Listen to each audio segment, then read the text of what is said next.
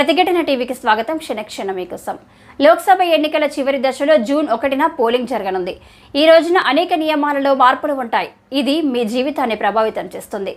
LPG cylinder ధరలు, Aadhaar update, driving లైసెన్స్కు సంబంధించిన మార్పులు జూన్లో కనిపిస్తాయి.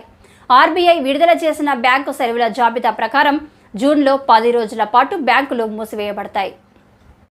వీటిలో ఆదివారం, 2వ, 4వ శనివారాలు ఉన్నాయి. ఇది కాకుండా జూన్లో ఇతర సెలవులు, సంక్రాంతి, ఈద్ ఉల్ అజా ఉన్నాయి.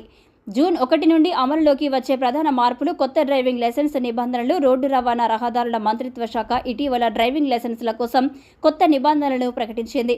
జూన్ 1, 2024 నుండి మీరు ఆర్టీఓకి బదులుగా ప్రైవేటు డ్రైవింగ్ శిక్షణ కేంద్రాలలో డ్రైవింగ్ పరీక్షలు నిర్వహించగలరు.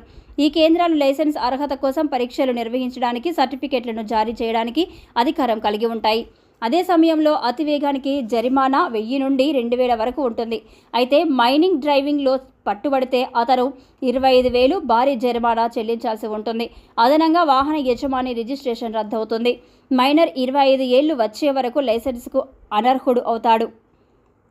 ఉచిత ఆధార్ కార్డు అప్డేట్. ఇప్పుడు మీరు జూన్ 14 వరకు ఆధార్ కార్డును ఉచితంగా అప్డేట్ చేసుకోవచ్చు.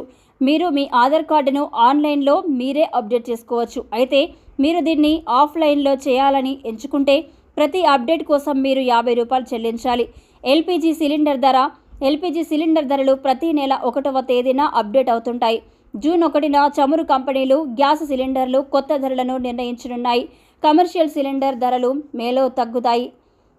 జూన్లో మళ్లీ సిలిండర్ ధరలు తగ్గవచ్చని అంచనా.